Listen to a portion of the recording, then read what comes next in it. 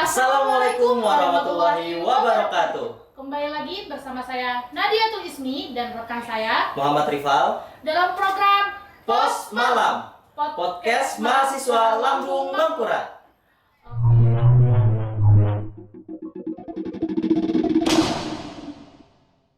Oke, kita hari ini kedatangan narasumber yang sudah berada di samping kiri saya. Beliau adalah aktivis kampus. Nama beliau Agustian Septian. Halo Mbak. Ya, Septiana Agustin Sukma. Septiana Agustina Sukma. Agustian. Oh, Agustiana. Oke. Dipanggilnya apa nih Bang? Agus. Bang Agus.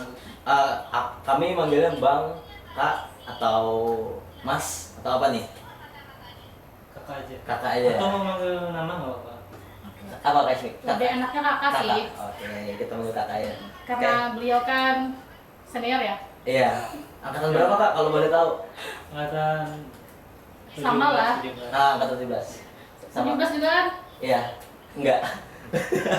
aku angkatan 2020 kayak sini belum pernah ngerasain kuliah offline kok. Oke. Oke.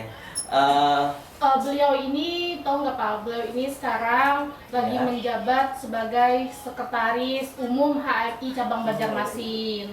Sekretaris Umum Iya betul. HMI. Wah, organisasi gede nih.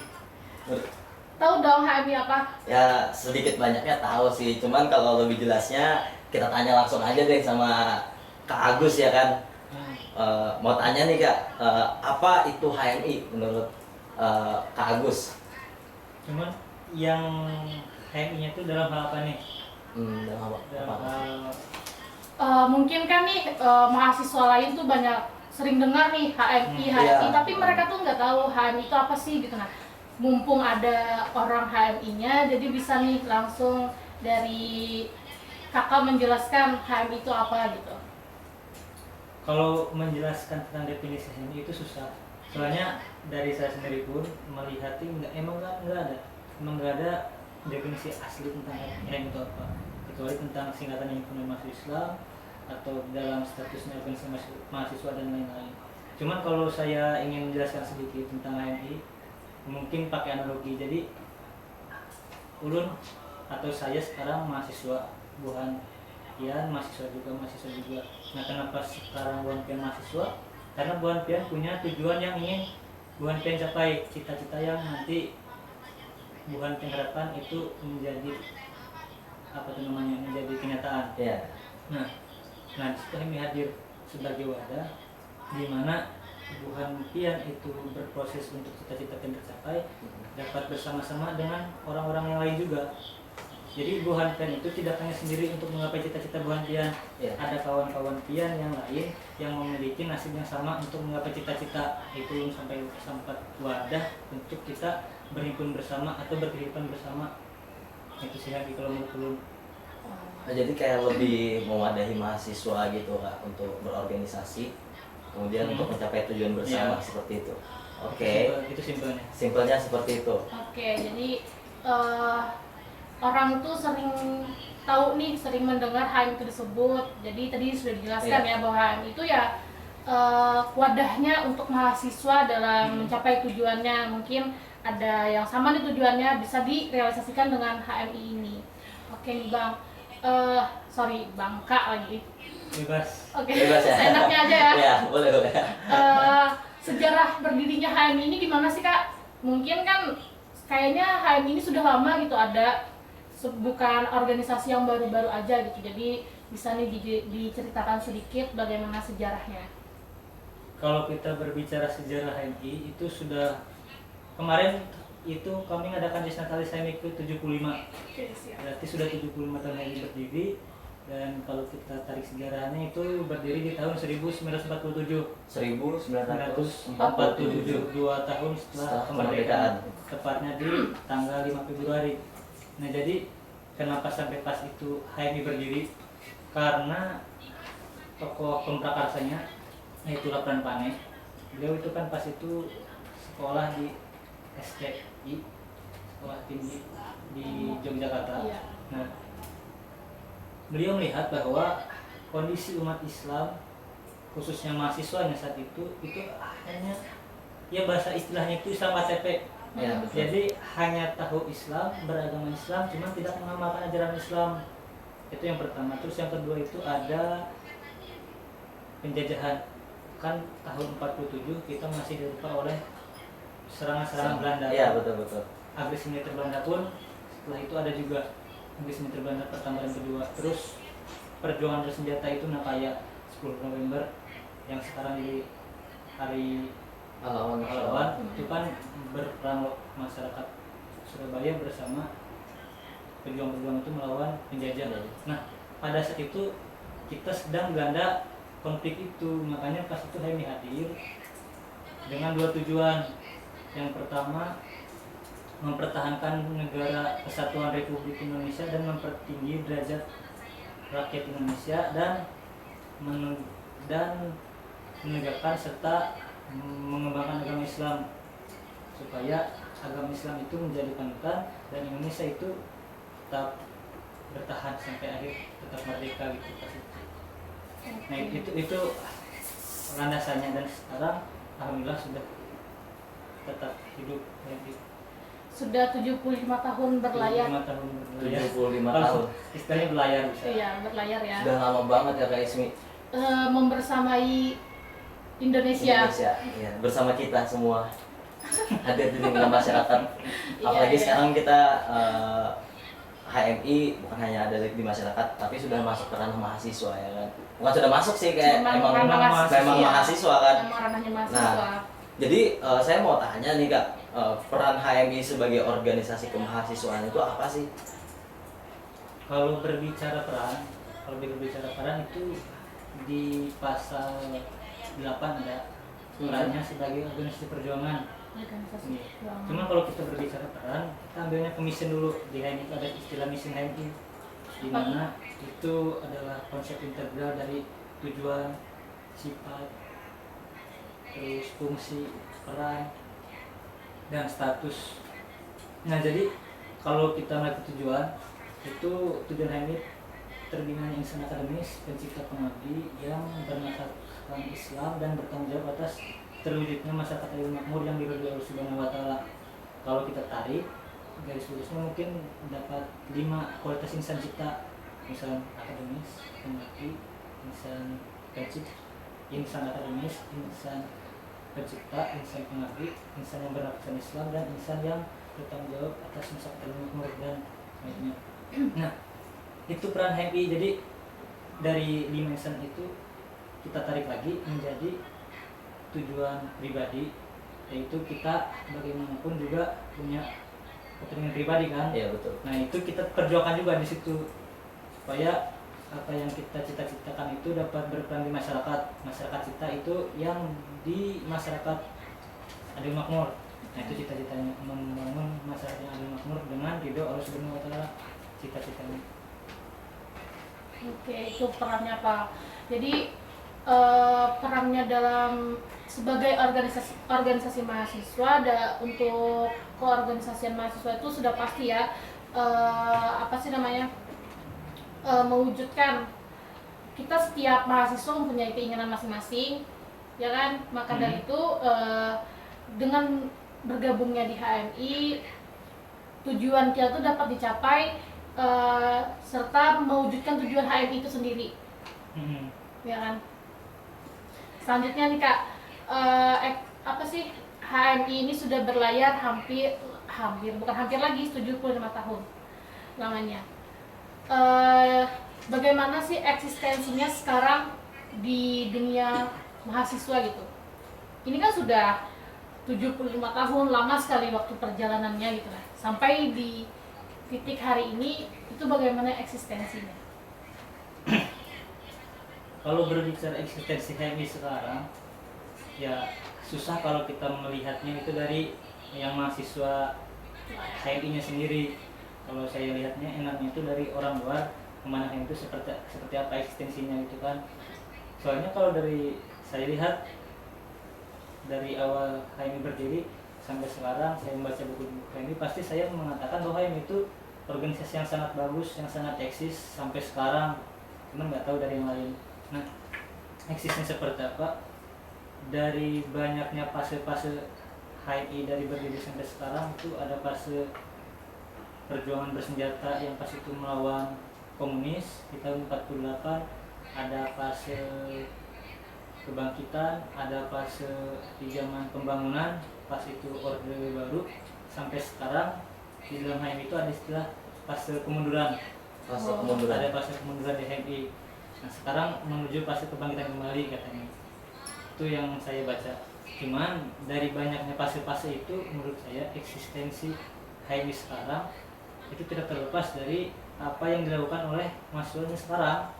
Kalau dari kami di cabang Banjarmasin, ya apa yang Buhan hadir inginkan, ya kami mencoba untuk support benar-benar tanpa mementingkan apa itu akan buat HMI eksistensinya menguat atau tidak. Intinya kadernya itu dulu mampu untuk mendapatkan benefit nggak, entah itu ilmu pengetahuan dan lain-lain, atau malah akan membuat kadernya itu ya Mungkin tenggelam, ya. itu Iya, nggak usah benar. dilakukan gitu.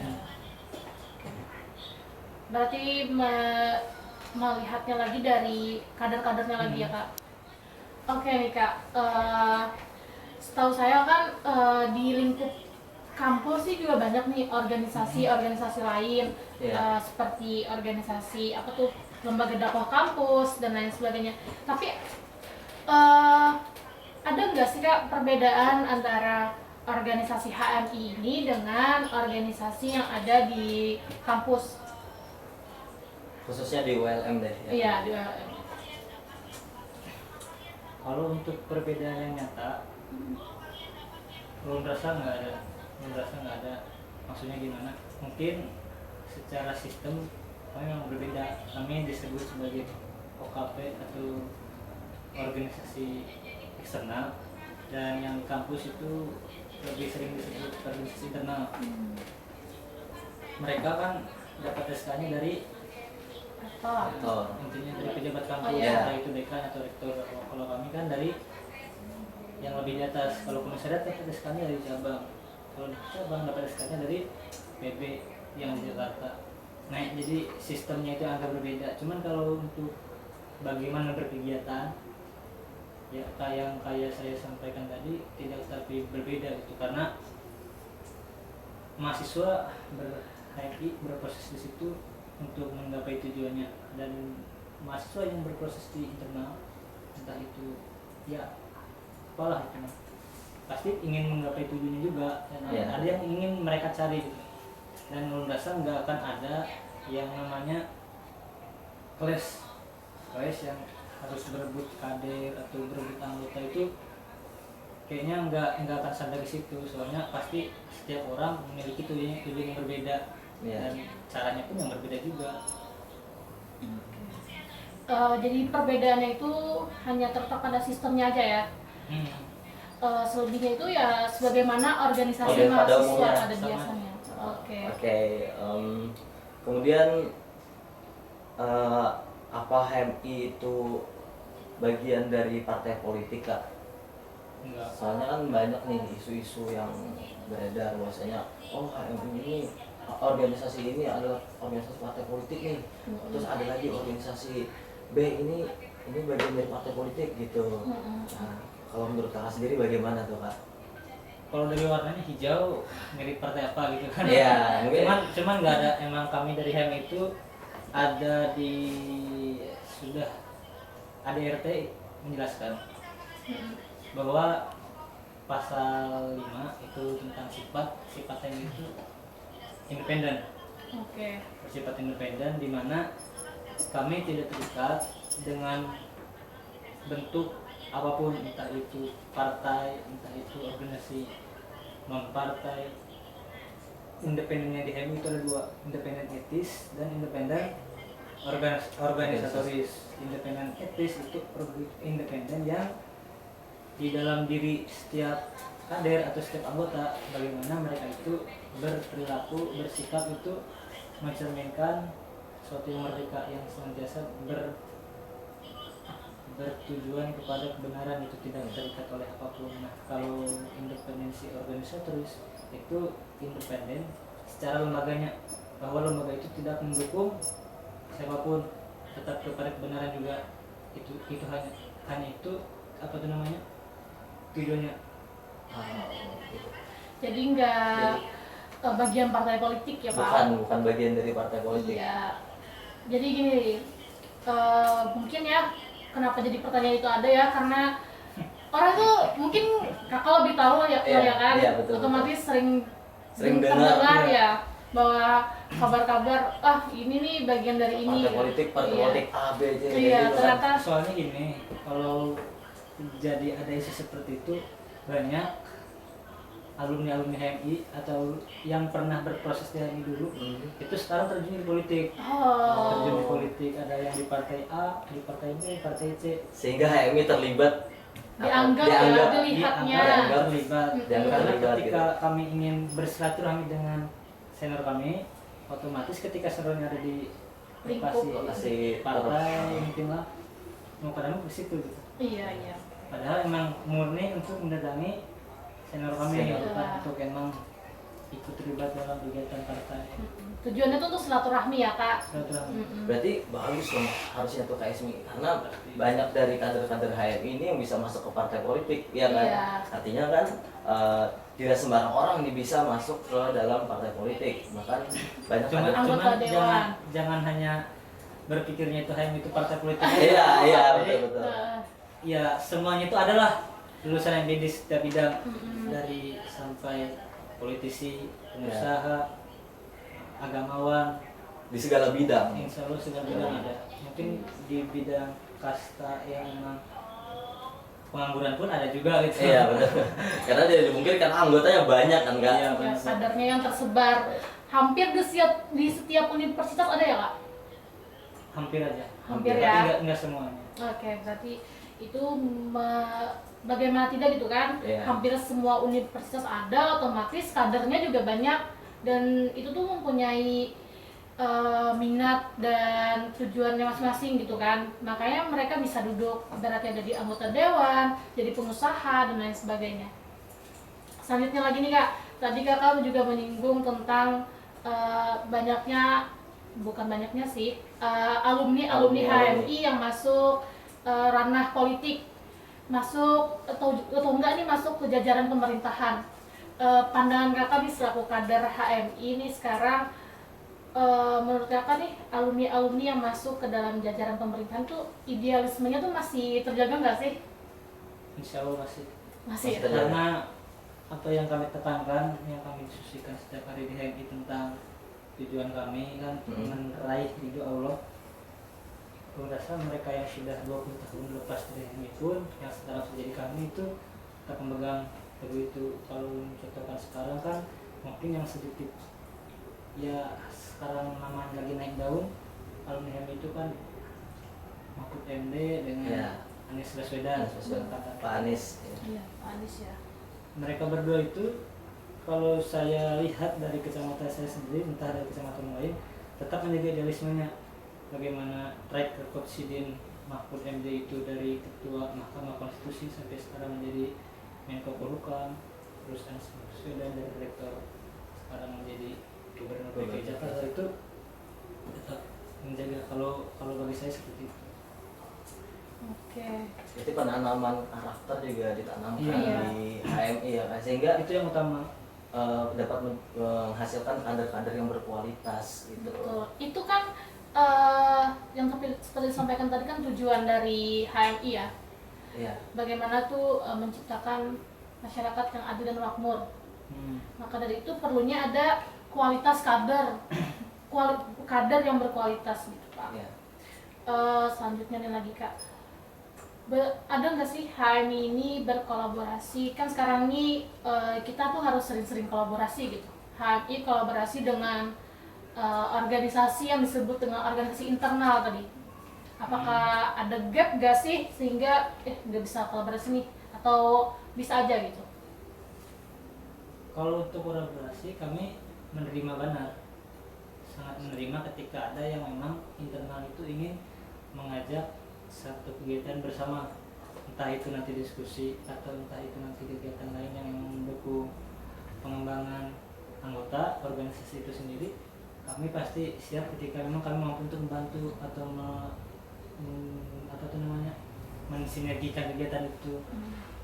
Cuman untuk sekarang paling yang sering terdengar itu kan kemarin terakhir itu salah satu komisaris di bawah cabang Banjarmasin, komisaris Tuniska, mereka sparring futsal dengan UKM olahraga UIN Antasari. Nah itu kan salah satu bentuk sinergi kegiatan kan, Iya. antara HMI komisaris Tuniska dengan UKM UIN.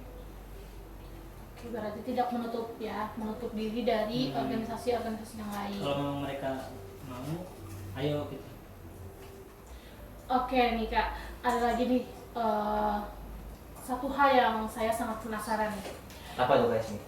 Jadi kan orang tuh banyak nih, bukan orang sih, ada beberapa orang tuh yang ingin atau tergiur masuk HMI itu karena ingin dapat relasi dari, kan dari alumni HMI ya kan, orang-orang yang berpengaruh lah ibaratnya itu kan di bidangnya masing-masing. Jadi mereka tuh masuk HMI karena ingin adanya relasi ke orang-orang tersebut. Nah gimana nih kakak selaku kader HMI memandang hal tersebut?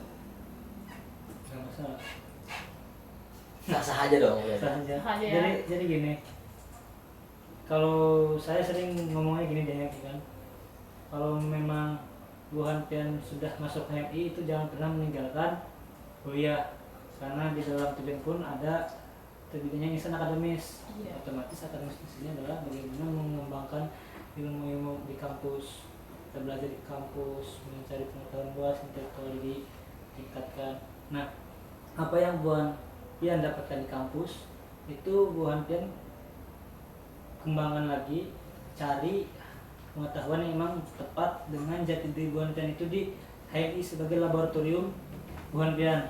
Nah itu, setelah Bu Hanpian nanti bisa mengaplikasikan hal itu, otomatis nanti akan terbangun jaringan-jaringan secara tidak langsung. Itu pasti akan terjadi karena ini di sini belajar tentang ilmu ini, di sini tentang belajar ilmu ini. Itu kan tergabung di situ. Makanya kalau istilahkan itu dia ini intellectual people circle. Nah itu yang saya sampaikan, bagaimana itu akan terbangun untuk membangun satu jaringan dari antar satu kader dengan kader yang lain di satu komisariat, terus antar kader di satu komisariat dengan antar kader di komisariat lain, bahkan lebih tinggi lagi antar satu cabang dengan satu cabang yang lain di tingkat pengurus besar. Itu adalah hal yang tidak dapat dipungkiri, pasti akan terjadi gitu. Nah kalau kita nanti gabungkan, kita sudah punya ilmu di kampus, ya kan? Iya, betul. Dan yang kita kembangkan HMI, terus kita dapat jaringan juga di HMI. Nah itu yang nantinya menurut saya akan menjadi plusnya HMI, karena kita menuju bonus demografi di tahun 2022 2035 Nah, kita akan menuju bonus demografi, bagaimana pekerja produktif itu akan berada di tingkat yang sangat tinggi, sangat banyak di Indonesia. HMI lulusannya itu harus menjadi orang yang ikut andil dalam peringkat teratas pekerja produktif. Jangan sampai mereka itu malah bersaing ketat, jangan sampai kita bersaing gitu. Orang-orang lulusan itu bagaimanapun juga harus menjadi peringkat tertinggi dari pekerja yang paling kreatif, pekerja yang paling produktif dan sebagainya. Itu sih. Dan menurut ulun itu adalah hal yang sangat mungkin terjadi ketika dua elemen tadi itu disatukan. Jadi terjadinya kolaborasi ya, kita belajar di kampus dengan base latar belakang kita, misalkan bidang keguruan dan lain sebagainya, masuk ke HMI Belajar sehingga keguruan jadi lagi gitu. ya sehingga bisa digabungkan gitu. Oke. Jadi tadi sudah banyak nih Kak disampaikan tentang apa sih itu HMI, kemudian bagaimana peran, fungsi, tujuan, sejarahnya dan lain sebagainya gitu kan. Kemudian untuk harapannya sendiri apa nih dari Kak Agus sendiri sebagai sekretaris umum HMI cabang Banjarmasin? Harapan untuk HMI ke depannya. mungkin untuk mahasiswa dulu lah. Iya. Ya. Siap-siap. Untuk mahasiswa harapannya itu kan kita harus memahami juga bahwa memang IPK itu penting. IPK itu sangat penting karena kalau IPK kita rendah, kita akan kesulitan untuk dipanggil interview kerja. Nah, itu susah tuh. Orang berusaha pasti melihatnya IPK-nya rendah. Disingkirkan dulu cari IPK-nya tinggi dulu. Yeah. Makanya IPK itu penting. Karena untuk melihat dari perusahaan itu supaya kita diterima interview. Nah cuman IPK itu hanya sebatas itu. Ketika interview dan ternyata IPK kita itu tidak memperlihatkan kualitas individu itu, tergeser pun gitu. IPK tinggi pun tidak akan menjadi jaminan. Makanya itu perlu ada soft skill atau hard skill yang dikembangkan. Dan HMI itu sangat banyak kita mengembangkan yang namanya jiwa-jiwa kepemimpinan atau decision making, pengambilan keputusan, problem solving, memecah masalah atau analisis. Ya, jiwa-jiwa analitik atau menganalisis sesuatu, bagaimana caranya membongkar satu konstruksi. Itu setidaknya harus bisa kader HMI kuasai untuk nanti di dunia kerja akan sangat berguna. Nah itu sih lah, makanya kata Om tadi kita memang harus fokus interview, cuman mohon maaf, kita memang harus fokus untuk kuliah agar IPK kita tinggi. Cuman di luar itu kita pun harus aktif juga di organisasi yang bisa membangun soft skill dan hard skill agar nanti itu terjaga juga, supaya setelah interview kita masuk, interview kita lulus dan kerja kita sesuai dengan apa yang kita harapkan. Ya. Jadi kayak yang terpenting adalah untuk mahasiswa sendiri IPK dulu gitu Kak Ismi. Jadi jangan organisasi balance harus seimbang antara perkuliahan dengan ya, organisasi. perkuliahan dengan organisasi. Jadi kayak organisasi jangan sampai tertinggal, perkuliahan juga jangan sampai terabaikan gitu. Iya. Dan selain itu juga kayak selain dari IPK tadi juga harus mengembangkan soft skill dan hard skillnya gitu kan Kak, agar bisa berguna pada saat kita berada di dunia kerja seperti itu Kak Ismi. Harus sebagai mahasiswa itu harus sudah bisa memadukan antara ilmu yang didapat dalam perkuliahan dengan pengalaman-pengalaman organisasi yang diikutinya, sehingga pengimplementasiannya nanti ketika dia sudah bekerja. Iya. Biasanya seperti itu, baru sadar dapat ilmu yang itu ketika sudah bekerja. Oh ternyata pas saat saya kerja nanti nih Biasanya dapat itu terasa. Ini Kemarin sudah dipelajarinya. Itu ini dapatnya di HMI kemarin nih. Iya. Ternyata kepake ya di dunia kerja sekarang kayak gitu. Betul. Jadi itu tadi Kak Ismi wawancara kita, bukan wawancara, obrolan kita, diskusi kita santai kepada Kak Septiana Agustian Sukma sebagai Sekretaris Umum HMI Cabang Banjarmasin. Nah, teman-teman semua, demikian podcast kita pada hari ini. Saya Muhammad Rifal. Saya Nadiatul Ismi. Kami pamit undur diri. Assalamualaikum warahmatullahi wabarakatuh.